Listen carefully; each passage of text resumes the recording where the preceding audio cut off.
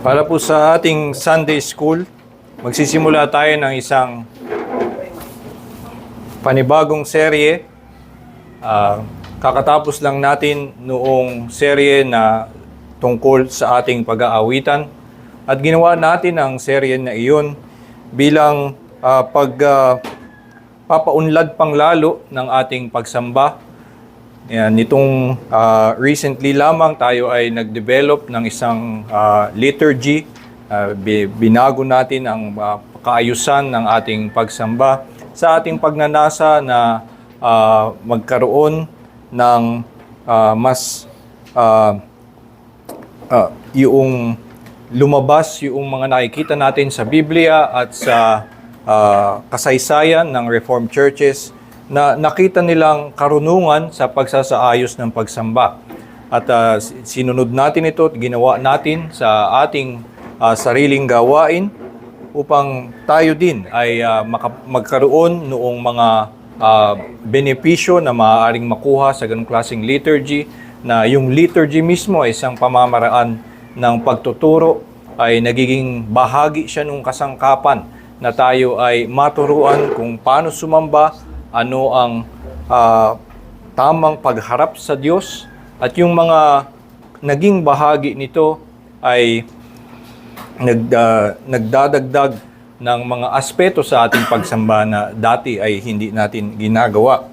At ang sa nakaraan nating serye, pinag-aralan natin ang ilang mga awit sa kasaysayan na naging kilala sa mga Reformed churches bilang isang panawagan sa atin na yung pag-aawitan sa pagsamba ay makita natin na ang ginagawa natin ay isang pag-aalay sa Diyos, paghaharap sa Diyos ng ating puso sa Kanya. Pinapakita natin na tayo ay naniniwala sa Kanya, na tayo ay nagagalak sa mga biyayang natanggap natin mula sa Kanya, at ipinapaabot natin sa Kanya ang papurit pasasalamat dahil sa kabutihan Niya sa atin.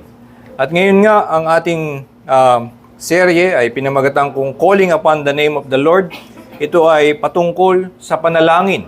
Isa sa mga pinaka nagbago sa ating liturgy ay nagkaroon ng mas maraming bahagi ng panalangin.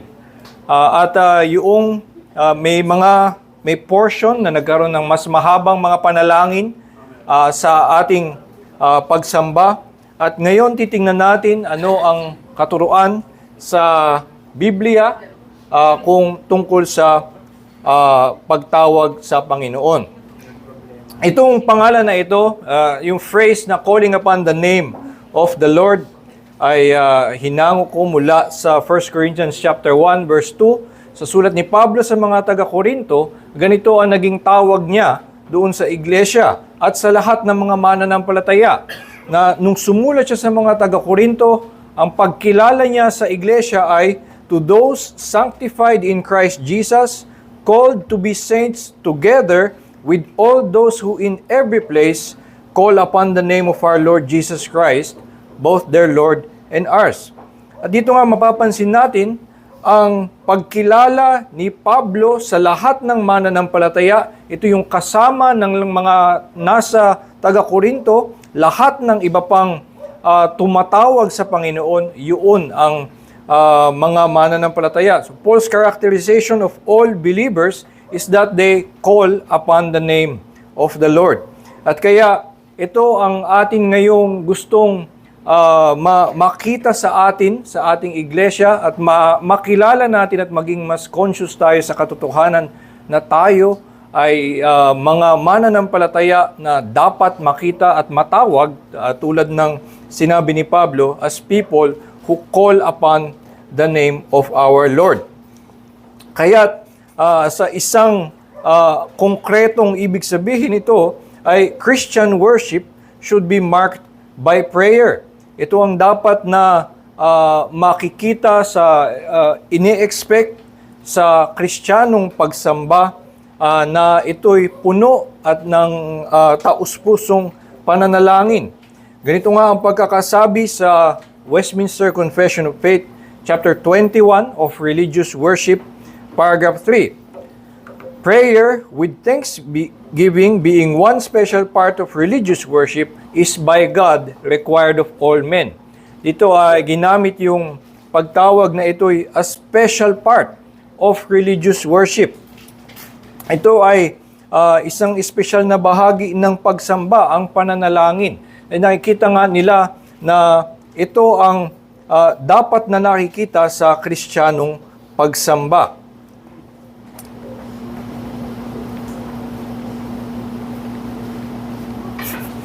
Ayun. Sa isang banda sa ating liturgy ay makikitaan na ito'y actually puno nga ng panalangin.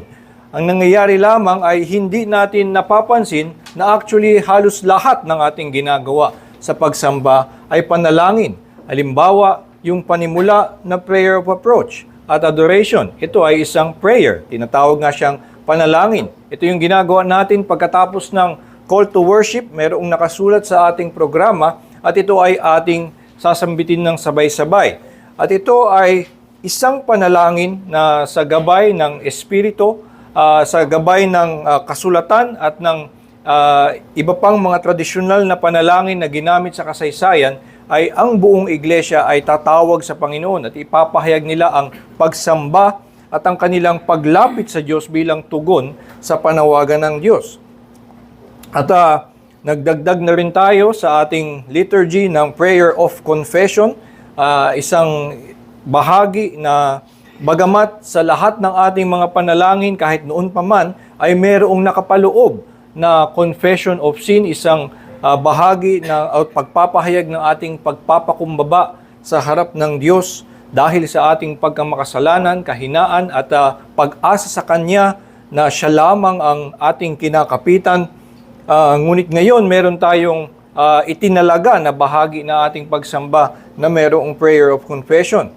At dapat din nating maunawaan na actually lahat ng ating ginagawa, hymn of thanksgiving, ay isa ding panalangin. Yung pag-aawitan na ating ginagawa ay panalangin din. At kaya, lalo na yung prayers of the people, isang obvious naman na ito'y panalangin. Ito nga yung isa sa mga pagbabago sa ating liturgy, nandoon.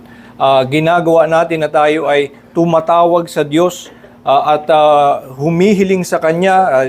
We make supplications for all people, for the government, for the churches around the world, and for ourselves. Ay bahagi ito ng ating pagsamba. At meron ding hymn of preparation or a prayer of illumination led by the preacher. So ito ay muli isang panalangin na napapaloob sa ating pagsamba. At merong bahagi ng pag-reflect on the sermon. At merong closing prayer, yung preacher, pagkatapos niyang mangaral. So ito ay mga panalangin din. At meron tayong response hymn na isa ding panalangin.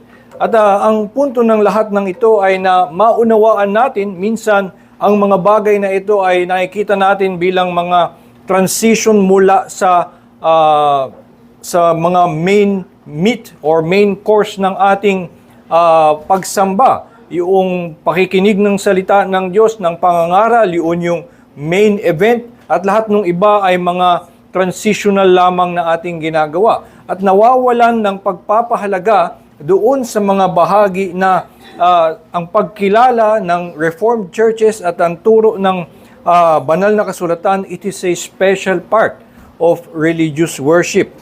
Kaya maging sa during Lord's Supper and doxology, ito ay mga panalangin na ating iniaalay sa Diyos bilang pagsamba sa Kanya. Kaya dito sa ating serye ngayon, ang ating layunin ay na tayo ay to be equipped for prayers, the prayers that we do in worship. At ang simpleng mga ating gustong matutunan ay una, why we pray in worship. At ang pagbabasihan ko sa lahat ng ito ay ang mga katekismo na ito'y nakabase naman sa kanilang pag-aaral ng salita ng Diyos. Ito ang Heidelberg Catechism, question 116, at ang London Baptist Confession of Faith, chapter 22, paragraph 3. Maliban sa why we pray in worship, ay gusto din nating sagutin how we pray in worship. Ito naman ang makukuha natin sa kasunod. Heidelberg Catechism 117, sa Westminster Shorter Catechism 98, at sa Westminster Larger Catechism mula question 178 hanggang 185.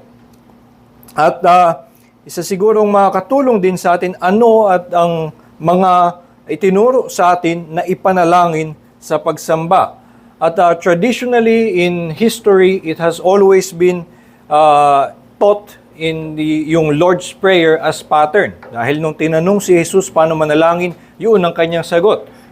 Pray then like this. At naging paraan ng pagtuturo sa kasaysayan ng maraming mga manunulat ng mga systematic theology at maging ng mga katekismo na ang kanilang pattern na ginagamit para ituro kung paano manalangin at ano ang dapat ipanalangin ay ang Lord's Prayer. Ito ay makikita natin sa Heidelberg Catechism mula question 119 hanggang 128, Westminster Shorter Catechism mula question 100 hanggang 107, at sa Westminster Larger Catechism mula question 186 hanggang 196. Itong bahaging ito ay pagpapaliwanag o exposition of the Lord's Prayer. Marami pang mga kilalang exposition of the Lord's Prayer. Meron si John Calvin, meron din si Matthew Henry. Mas kilala actually ngayon yung kay Matthew Henry. At ang lahat ng ito ang ating gustong gawin para matulungan tayo, mas ma-equip tayo sa ating mga pananalangin na ginagawa sa ating pagsamba. So, magiging malaking bahagi ng ating pag-aaral sa serye na ito ay yung pagtingin doon sa Lord's Prayer as pattern at kung anong maaaring makuha natin doon para tayo ay maturuan sa panalangin. So, sa ngayon, bilang introduction, ang atin lamang gustong tingnan, sa ngayon, ang gusto ko pa lamang i-cover ay yung reason for all prayer, the reason for worship or why we pray in worship. At dito sa Heidelberg Catechism, question 116, ang binibigyan ng kasagutan ay kung ano ang dahilan ng lahat ng panalangin. So, sabi, why is prayer necessary for Christians? At ito ang ibibigay na sagot, because it is the chief part of the thankfulness which God requires of us. And because God will give His grace and Holy Spirit only to those who earnestly and without ceasing ask Him for these gifts and thank Him for them. So, dito sa Heidelberg Catechism ay binibigyan tayo ng pag-unawa kung bakit kailangan ang panalangin para sa mga Kristiyano. At ang unang bahagi ng sagot ay because all prayer is an expression of gratitude. Ang pagkakasabi doon sa catechism ay because it is a chief part of the thankfulness which God requires of us. Ito'y may tinutukoy na thankfulness na hinihiling sa atin ng Diyos. At ang ibig sabihin nito o ang tinutukoy ng katekismo dito ay yung binanggit sa question 2 na madalas kong mabanggit sa atin. Heidelberg Catechism question 2, how many things are necessary for you to know to live and die in the joy of discomfort? At sabi niya, 3 things. First, the greatness of my sin and misery. Second, how I am redeemed from all my sins and misery. Third, how I am to be thankful to God for such redemption. Itong question 2 ng Catechism ay yung pagbibigay actually ng outline ng Catechism. So, yung first part ng Heidelberg Catechism ay tungkol sa the greatness of our sin and misery. At yung pangalawang bahagi, bandang gitna ng Catechism ay tungkol sa how we are redeemed from our sins and misery. At pangatlo ay yung sagot sa how we are to be thankful to God for such redemption. Ito ay maaaring tawagin dun sa tatlong G. Yung una ay guilt, yung pangalawa ay grace, at yung pangatlo ay gratitude. So ito ang outline ng Heidelberg Catechism, at actually yun ay nakabase din, yung outline na iyon ay nakabase sa Book of Romans. Kung titignan nyo, yung Book of Romans ay ganoon ang outline. Una, mula sa 1:18, the wrath of God is revealed from heaven. Yun yung ating guilt. At hanggang sa pagdating sa chapter 3, ay idinidiin niya kung gaano ang lahat ay under the judgment of God. At simula chapter 3 hanggang chapter 5 ay kung paano tayo maliligtas. At actually, aabot ito hanggang chapter 12 na may pagpapaliwanag kung ano ang itsura ng ating kaligtasan. So yun yung grace of God. At yung simula chapter 12, in view of God's mercies, ay present yourselves as an offering to God. So yun yung gratitude na ating tugon. So itong outline na ito at yung binabanggit ngayon sa prayer kung bakit mahalaga ang pananalangin para sa mga Kristiyano is that it is a chief part of the thankfulness which God requires of us. At itutukoy dito ay yung ating gratitude sa grace of God in saving us na dahil niligtas niya tayo from our great sin and misery, kaya merong gratitude required of us which is our whole life, yung ating buong pamumuhay, and the chief part of our grateful living for God ay ang pananalangin sa Kanya. Ito yung makikita nga natin sa Psalm 116 verse 12, nagninilay-nilay ang mga awit. What shall I render to the Lord for all His benefits to me?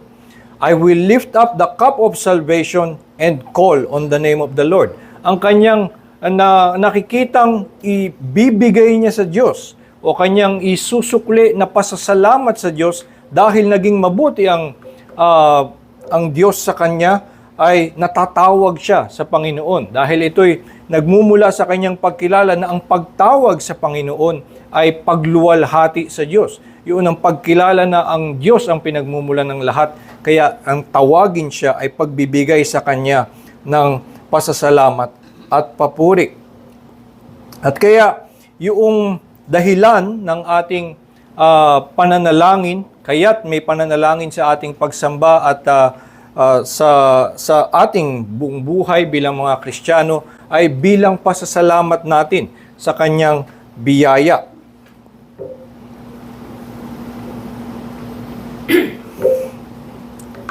So, sinasabi natin is that all prayer is an expression of gratitude. At meron tayong mga forms of prayer, yung adoration, confession, thanksgiving, and supplication.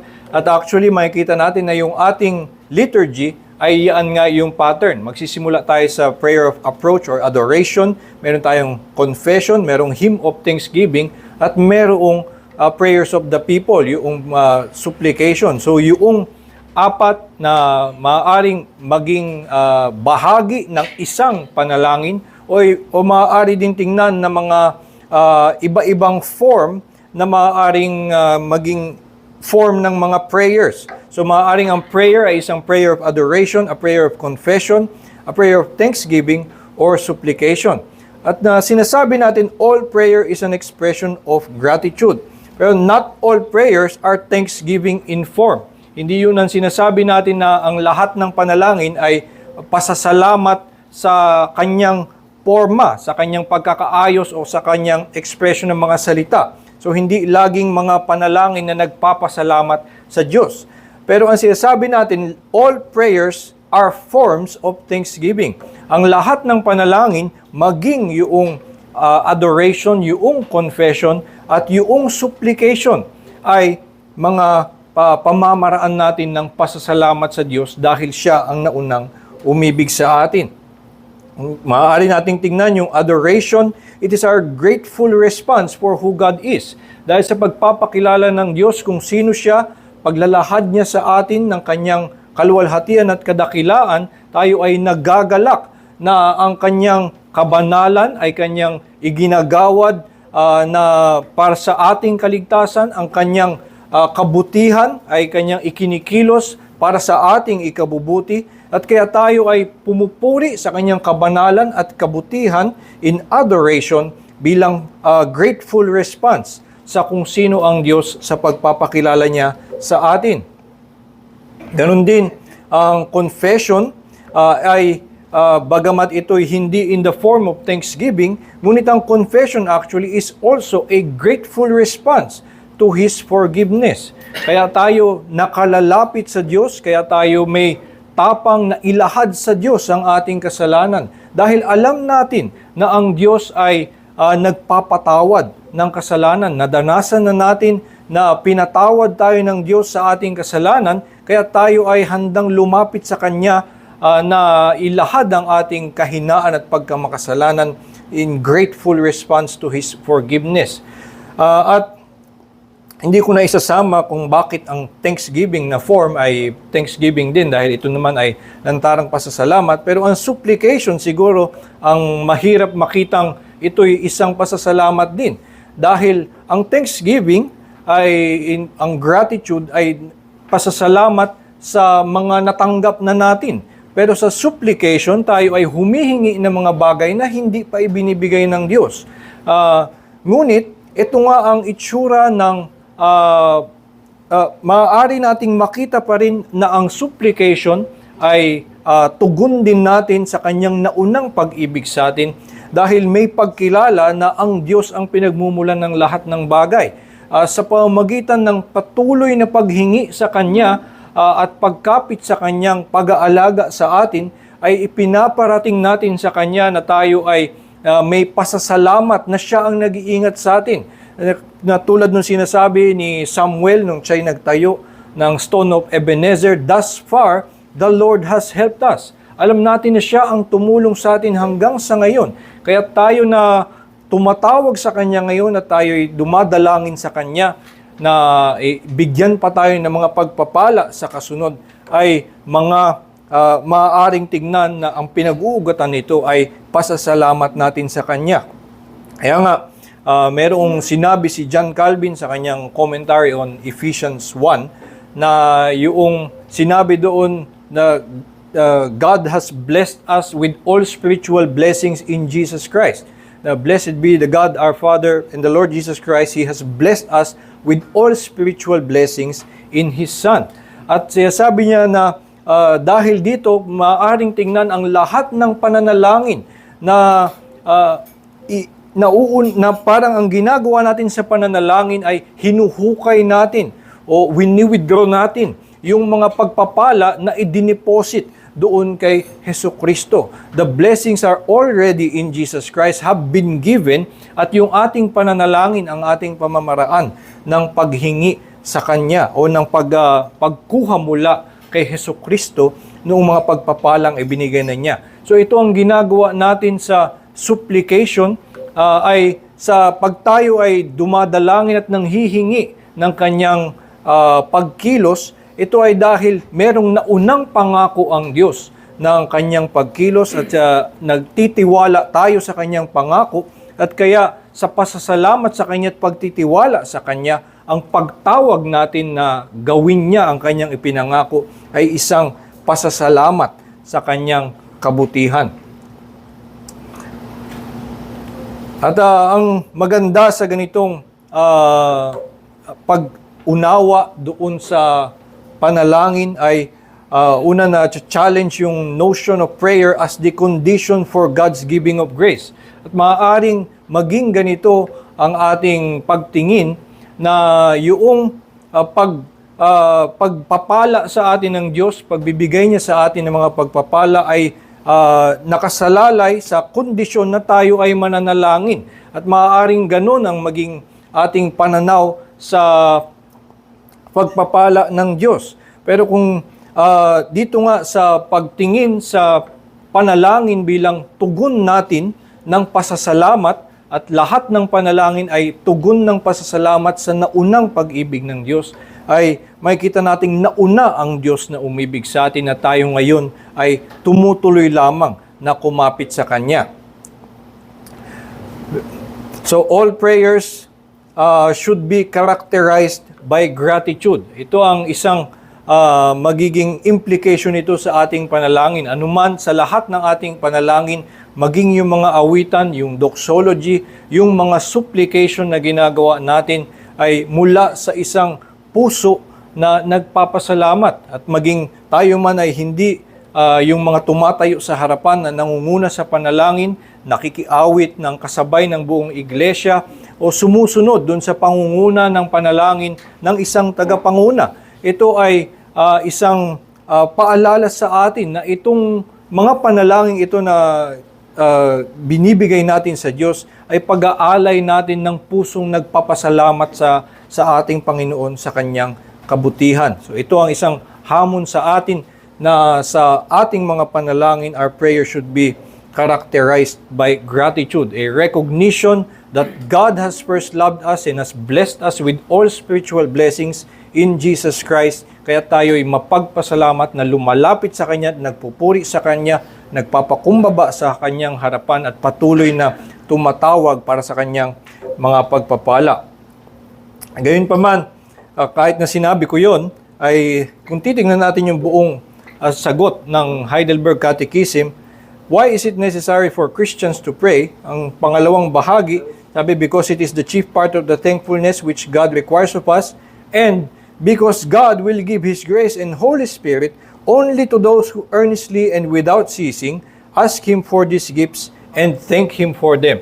At ngayon, para siyang parang kumukontra doon sa kakasabi lang natin na hindi siya dapat tingnan na kondisyon ng pagpapala ng Panginoon. Ang isang maaaring gawin yan, una, ay huwag kayong magpatali sa isang katikisim. So, pwede nyong i-challenge ang pagkakasabi ng katikisim. Kung sa inyong palagay ay mukhang sumobra siya sa kanyang pagkakasabi na ito daw ay ito lamang ang paraan para ikaw ay pagpalain, ay handa naman tayong wag tandaan natin na ito ay isang katikisim ng mga tao at hindi natin laging tatanggapin lamang ang kanilang mga katuruan bilang na parabang salita ng Diyos.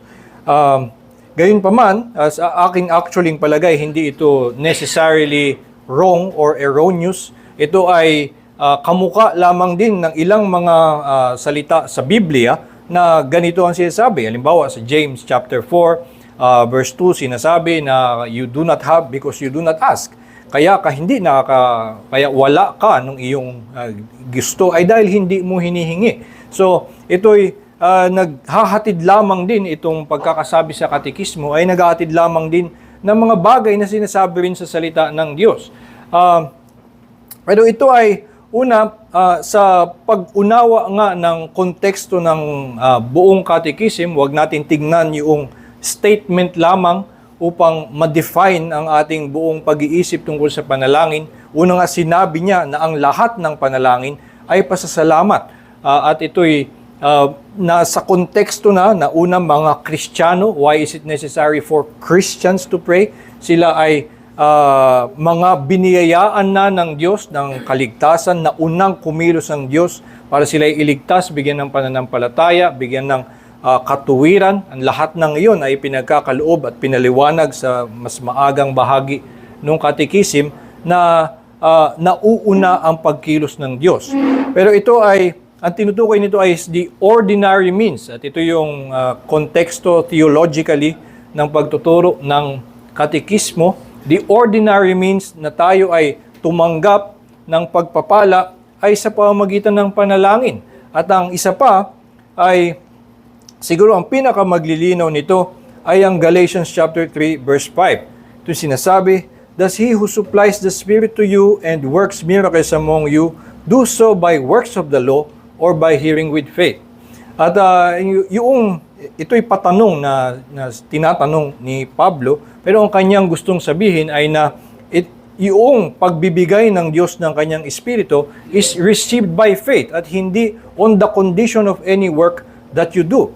So, sa maaari nating unawain actually ang panalangin bilang pagpapahayag ng ating pananampalataya. It is an expression of our faith. At yun yung mukha ng pananampalataya na umaasa sa Diyos, kaya yung pananalangin ay hindi isang gawa or hindi dapat din natin gawin bilang ito yung kailangan requirement ng Diyos para ako ay pagpalain, kundi ang panalangin o paghingi sa Kanya ay yun ngang pagkuha natin nung pagpapala na ibinigay niya. So maaaring siguro kung gusto lang natin na maging mas precise yung sinasabi ng Catechism ay only those who pray receive the grace. Sila yung nakakatanggap or dahil sila yung nakakakilala na yung pagpapala ay mula nga sa Diyos. Dahil kaya nga sila dumadalangin sa kanilang pagtawag sa Diyos, paghingi sa Diyos, sila yung mas malinaw sa kanila na ito'y nanggaling sa Diyos. Hiningi ko sa Diyos at pinapagpasalamat ko sa Diyos.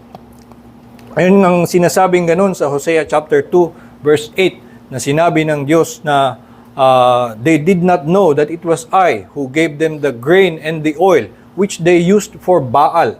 So, di ba nakita natin doon una na ang Diyos ay nagpapala ng mga tao na ginagamit nila yung kanyang pagpapala na pagsamba sa mga Diyos-Diyosan. So, hindi naging kondisyon na pagpalain sila ng Diyos. Na sila ay hindi tumatawag sa Diyos sa panalangin. Pero ang nangyari, hindi nila nakilala ito, hindi nila na ipagpapasalamat sa Diyos na ang mga bagay na iyon, ang pagpapalang iyon ay mula sa Kanya. Kaya't sila'y wala nung kagalakan ng isang mananampalataya, ng isang Kristiyano na maunawaan na ang lahat ng kabutihang kanyang natatanggap ay mula sa Diyos. Kaya sa pananalangin, yun nung nagkakaroon tayo ng karanasan na yung mga nakukuha nating pagpapala ay mula nga sa Diyos. Doon natin napapangalanan ang lahat ng bagay bilang pagpapala. Nasasabi natin ito'y mula sa Diyos, kaya salamat Panginoon sa iyong pagpapala.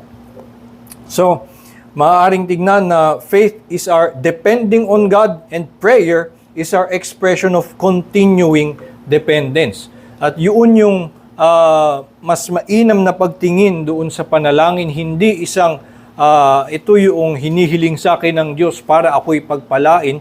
Ito yung kanyang requirement sa akin at kondisyon niya pa sa akin para ako ay pagpalain. Sinasabi nga din mismo ni Pablo sa Ephesians chapter 3 na siya ay nagbibigay, may kakayanang magbigay ng higit pa sa kahit anong ating hinihiling o maisip na hilingin sa Kanya. So, ganoon ang mayamang pagpapala ng Diyos, ng Kanyang biyaya ay pagpapalain tayo. Ngunit ang nangyayari sa ating panalangin ay meron tayong pagkilala na ang lahat ng iyon ay mula sa Kanya at mas nagkakaroon tayo ng karanasan ng kaligayahan at pasasalamat pag kinikilala natin na ito'y mga pagpapalang mula sa Diyos. Kaya ang ibig sabihin nito sa ating mga panalangin sa pagsamba ay una ay magkaroon tayo ng pag-unawa ng lahat ng ito'y pasasalamat, gratitude, hindi kondisyon to merit blessings but a response to God's graciousness. Yun ang ginagawa natin sa panalangin, hindi ito mga chore, hindi ito requirement ng Diyos sa atin, ito'y tugon natin dahil tayo ay mayamang pinagpala ng ating Diyos. At pangalawa ay yung nakita natin ay faith. Ang ating pananampalataya ay unawain natin ay mga pagkilos ng pagkapit sa Kanya, ng pagsandig sa Kanya, hindi ng mga gawa na ang ating panalangin ay hindi isang gawa na inaalay natin sa Diyos para siya'y mamangha sa atin o magalak sa atin at umasa tayong dahil tayo nanalangin siya ay magpapala sa atin. It is not a work that earns blessings but an empty hand that receives blessings. Yun ang maging pagtingin natin sa ating ginagawang mga panalangin. So, bilang ganun na ang ating mga panalangin ay in gratitude and faith, ay ito ang ini-expect natin na maging makita sa atin at makarakterize ang ating prayer as joyful, as confident, and also as hopeful. Yun yung mga gusto nating ma-cultivate na mga attitude sa ating pananalangin na merong joy, merong confidence, and merong hope. kapag tayo ay tumatawag sa ating Panginoon.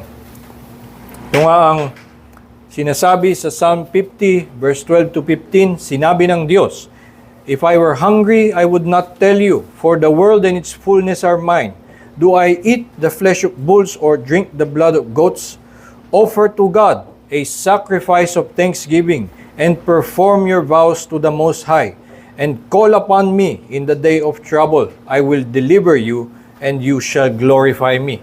At mula dito ay nagkaroon ng pag-unawa sa Reformed churches. Ito ang isang basehan noong kanilang statement sa Heidelberg Catechism, at sa madaming pangangaral in the history of Reformed preachers ay madalas itong banggitin na meron silang pag-unawa na ang ating pagtawag sa Diyos, ang pagpapakita na tayo ay nakasalalay sa Kanya, tayo ay umaasa lamang sa Kanya, at yung pagkilala na Siya ang pinagmumulan ng lahat ng bagay ay nagbibigay sa Kanya ng papurit pagluwalhati. So meron po ba kayong mga tanong at mga komento tungkol dito sa lesson na ito? Simula dito magsisimula tayo ng series on prayer.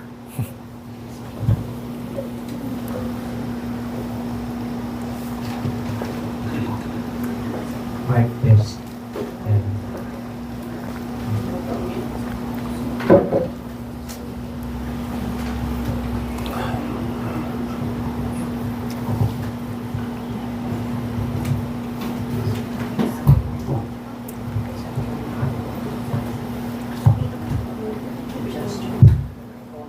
Kuya, yung to pray without ceasing, what exactly does that mean? Opo, yung 1 Thessalonians 5:17, pray without ceasing, or minsan sa ibang translation, NIV yata, pray continually. Ang yung hindi ibig sabihin nun, syempre, na sa lahat ng oras tayo ay nananalangin. Though merong mga gustong mag-spiritualize in that kind of direction of interpretation, na sinasabing ang ating buong buhay ay dapat maging panalangin. So sa ating paggawa, sa ating pagkilos, ito ay ituring mong isang panalangin. Merong in a sense that you can think of your whole life that way. Tulad ng sinasabi sa Romans 12, yung buong buhay is a life of sacrifice to God.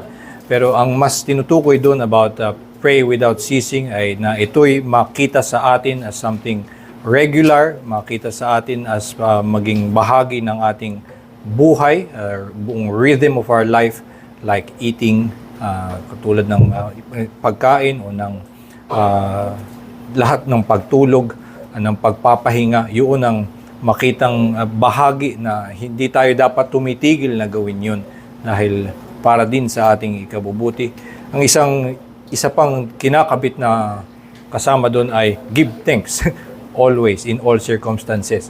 So sa hindi ka dapat tumigil na magbigay ng pasasalamat, karugtong nga ng pray without ceasing, give thanks in all circumstances, ay sa lahat ng pagkakataon, iba-iba man ang iyong sitwasyon, minsan mataas, minsan mababa, masaya, malungkot, sa lahat ng pagkakataong iyon ay meron kang pasasalamat dahil nauna nang umibig sa iyo ang Diyos sa pamamagitan ni Jesus. So yun yung hindi tayo titigil na magpasalamat, magtumawag sa Kanya dahil Siya naman palagi ang pagmumula ng lahat ng bagay. Siya lang ang ating pag-asa sa ating buong buhay, at hindi din Siya tumitigil sa Kanyang kabutihan. Kaya hindi din tayo titigil sa pagpapasalamat sa Kanya.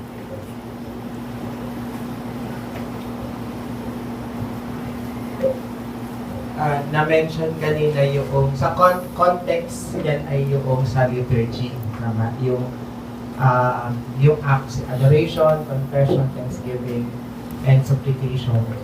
And lahat yun ay in the form of thanksgiving.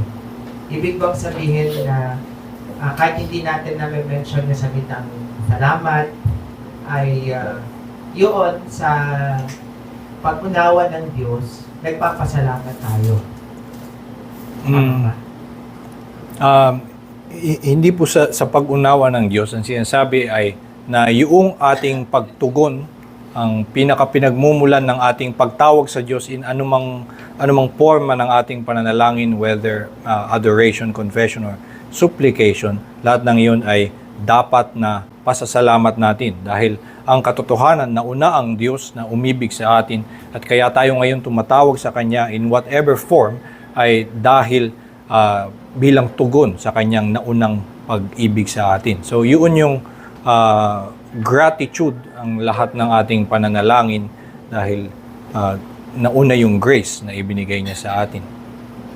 Yun po What yun. I So, mean is, yung kahit hindi natin nababanggit yung salitang salamat sa Panginoon, maraming salamat. opo. Ayun ay nagpapahayag ng pasasalamat natin. Opo. Yun ay nagpapahayag ng pasasalamat natin. Opo. Yun nga ding binanggit dito na what shall I render sa Psalm 116? What shall I render to the Lord for all His benefits to me? I will call upon the name of the Lord. So even sa paghingi mo ng tulong, yung sinabi niya sa Psalm 50, sinabi ng Diyos, call upon me in the day of trouble, I will rescue you and you will glorify me. Doon sa buong maging sa iyong pagtawag sa Diyos at pagkilala na ikaw ang Diyos ang nagligtas sa akin kahit wala ang salitang salamat o sa iyong pagsabi na ikaw lang Diyos ang aking pag-asa, yun ay pasasalamat kahit na walang salitang salamat Panginoon sa iyong biyaya sa akin.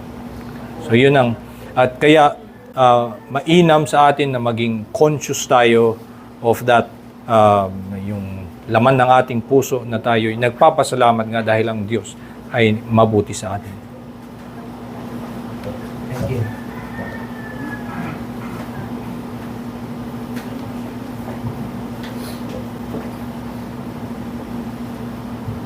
May nandito lang ako na connection. Pwede na bumalik ka dun sa slide ko sa may Heidelberg Catechism 2. Catechism 2, malayo yun. Yan. Yan. So, so sabi dun sa yung title slide mo, all prayer is an expression of gratitude. Pero dun sa three things nung sa Heidelberg 2, yung third ay, how am I to be thankful to God for such a redemption? Nandun yung prayer, di ba? Nilagay mo siya dun. Pero, besides prayer, yung under dun sa catechism ng mga categories na ay good works din. So, parang obedience to the law. So, parang na-make ko yung connection na yung obedience is also an expression of gratitude, not just prayer. So, prayer is an expression of gratitude and obedience is an expression of gratitude. So, parang prayer or parang parang yung communication to God is not just with words, that is prayer. It's also with actions, that is obedience. So parang when we obey, it is also a form of prayer to God. Parang gano'n. Well, yun yung sinasabi ko kanina that can be, pwede nating tingnan yung ating buong buhay, Romans 12, na sinasabing is an offering to God na ito'y binibigay natin sa Kanya bilang out of gratitude. Though, just strictly speaking, prayer is speaking to God, yung ating pananalangin. At yung tinutukoy dito is that yung prayer is a chief part of that thankfulness. So, yung pagdating sa, I think, question 86, ay tinatanong, why must we do good works given that we are redeemed by grace alone and without any merit of our works? Because by yung in our obedience, we show ourselves thankful. Yun yung sagot sa Heidelberg Catechism. So, yung tinutukoy na yun yung simula ng ating gratitude at magkakaroon ng simula ng explanation of the Ten Commandments at kung paano ang ating gratitude to God is to obey what He has commanded at gawin nga ang kanyang mga pinag-uutos to live according to that life that He has designed in faith to Him. So yun yung ating gratitude sa Kanya, and the chief part of that, is yung ating pananalangin, bahagi ng ating pagpapasalamat sa Kanya. So I just wouldn't call necessarily all our life as prayer and not make a distinction between living, working, and praying.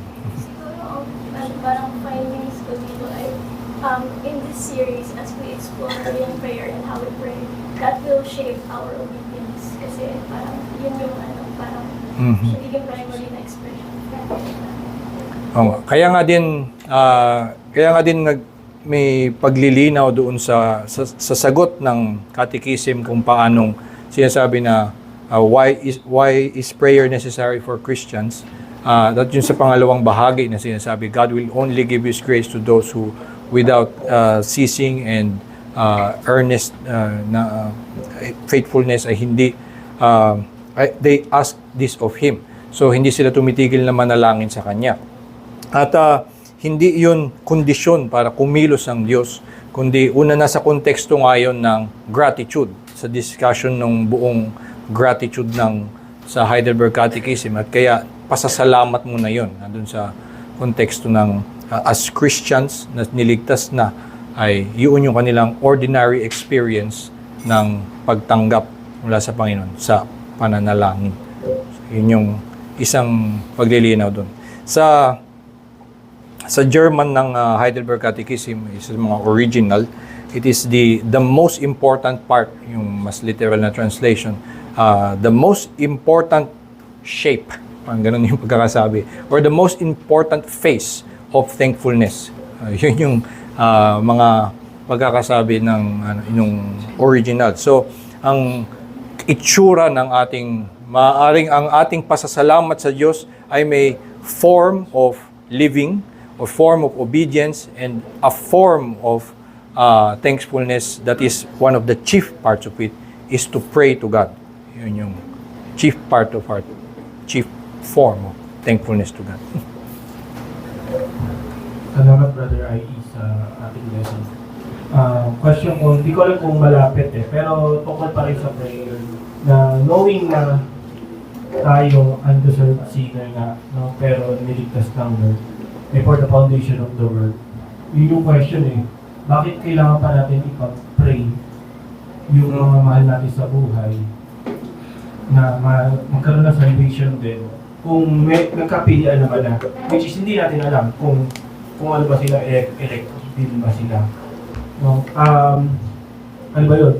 Pinapalit, ano yung tamang posture ng heart? Na hindi tayo nagsasabi na, Lord, baguhin mo yung decision mo, or baguhin mo yung election mo. Elect mo din yung parang gano'n. Ano yung tamang way ng pag-pray para sa salvation ng ating mga mahal sa Diyos? Ayun nga din, katulad ng sinasabi ito, it is gratitude and faith. Knowing that God has elected out of His sovereign grace and not out of na hindi from foreseen faith, that out of sovereign grace He has elected those whom He has saved. At so we have faith in His graciousness, and we are grateful that He is saving anyone at all. So in gratitude and faith to His sovereign grace, we pray for His work na magligtas maging ng ating mga mahal sa buhay. And also in calling yun nga yung sinabi natin about supplication. Kapag tayo ay gumagawa ng supplication, we ask for things that we have not yet received. Pero ito nga ay from a knowledge of what God has promised, and also from kung ano na ang nakita natin mula sa Diyos na siya ay mabuti, may awa. Kaya tayo ay out of gratitude in who God is for us in Jesus Christ, and faith in His promise, in the gospel, in His grace, ay may pagkapit tayo at may pag-asa na humiling sa Kanya na magligtas maging ng mga makasalanan na matitigas ang puso. Kaya out of gratitude and faith palagi ang lahat ng panalangin. Pati yun. Isa pa. Although yung context niyan ay sa liturgy, but can be applied sa daily life natin. Kasi ngayong buhay natin ay yan yung pagsamba natin sa Diyos. And ang nagkakasala ba tayo, or nami-miss ba natin yung layunin talaga ng panalangin kapag nananalangin tayo kasi meron tayong kailangan hingin o may pangangailangan tayo sa Diyos. na minsan sa buhay natin ay hindi siya, tumatawag tayo sa Panginoon dahil may kailangan tayo, but not daily. Na parang gano'n na parang nagpipray ka kasi meron kang kailangan, hindi dahil din sa yung paliwanag na yun. Nananalangin tayo dahil nagpapasalamat nga tayo sa Diyos. So, ang tanong ko nga doon ay, meron ba tayong namimiss doon or nagkakasala ba tayo na lumalapit tayo sa Diyos ay dahil nga meron tayong kailangan sa Kanya? Yun nga yung isa sa mga punto na makukuha natin dito, maging yung ating paghingi sa Diyos dahil sa may pangangailangan tayo sa Kanya, ay pasasalamat natin sa Kanya yon. At kaya nga nakakaluwalhati sa Kanya kapag tayo ay humihingi sa Kanya at kinikilala natin na tayo ay may pangangailangan. At actually, ang isang malaking pagkukulang natin at ang kasalanan na meron doon ay na tayo ay hindi nakikilala na tayo ay laging may pangangailangan, kaya hindi tayo laging nananalangin. So actually, mas maganda na lagi mong makilala na may pangangailangan ka, kaya ka laging tatawag. Lagi kang nakikita na makasalanan ako, lagi mong nakikita na kailangan ko ng kapatawaran ng aking mga pangangailangan sa buhay ng pagkain, kaya kahihingi palagi sa Kanya ay dahil alam mong sa Kanya nanggagaling ang lahat, kaya patuloy kang tatawag sa Kanya. So, yun yung hindi kasalanan na humingi sa Diyos ng mga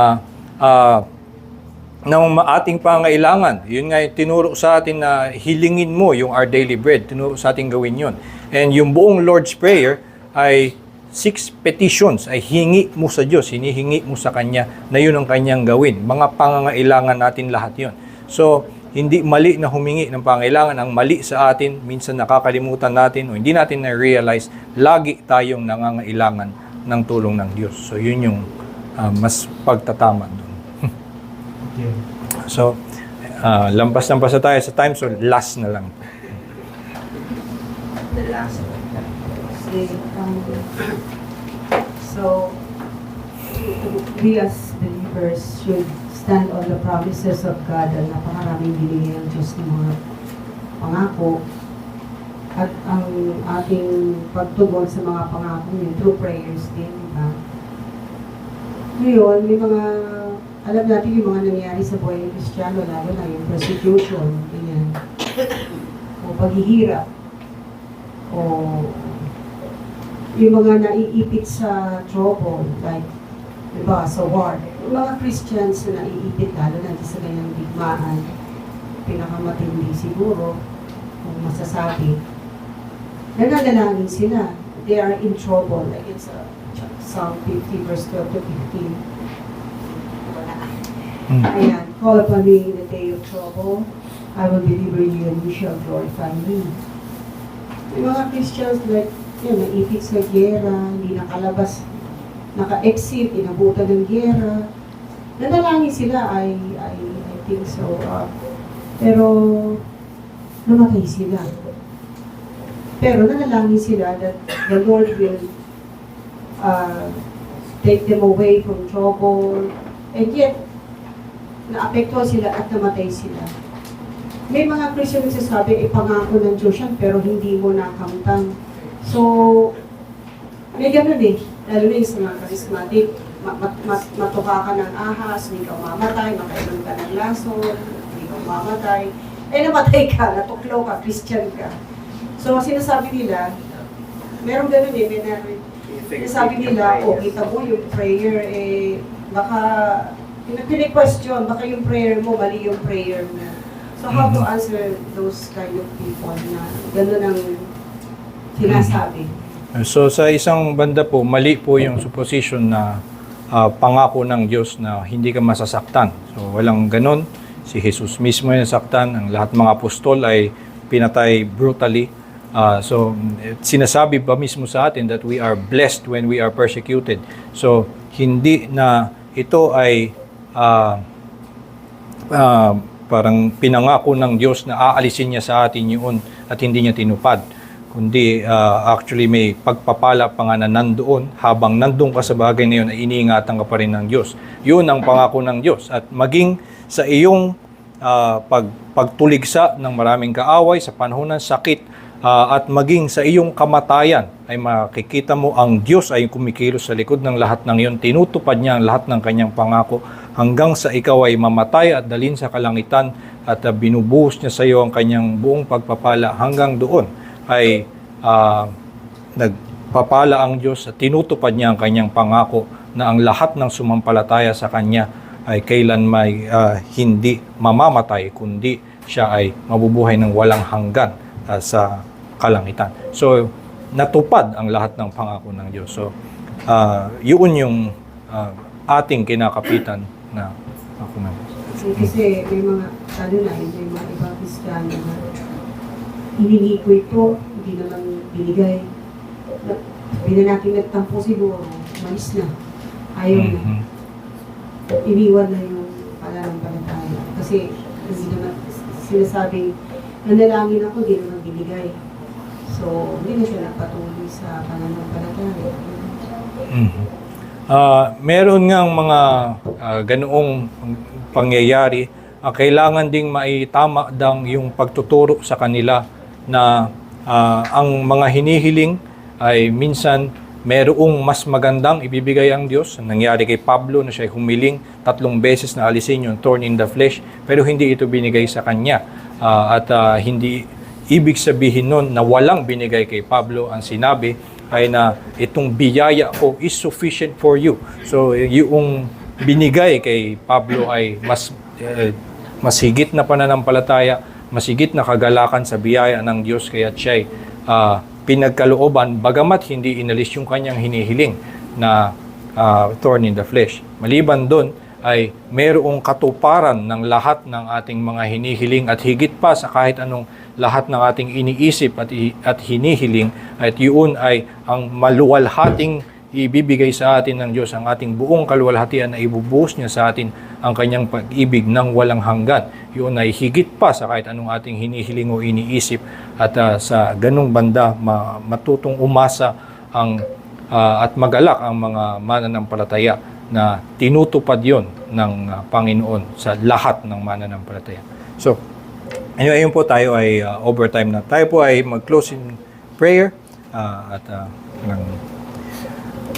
Ama naming Diyos, kami nagpapasalamat sa inyo na sa inyong salita, ikaw ay nagbibigay sa amin ng kalinawan at sa pamamagitan ng ministeryo ng inyong iglesia, maging sa liwanag na ipinagkaloob nyo sa mga nauna sa aming iglesia, sa mga nakaraang siglo, ay patuloy na nakakapagbigay ng gabay sa amin upang kami nga ay mas maranasan pang lalo ang kagalakan na inilaan mo para sa lahat ng mananampalataya, at magkaroon ng pag-unawa na ang pananalangin ay ang pagkakaroon ng pakikipisan sa iyo, na maranasan namin ang kaligayahan ng pagiging mananampalataya.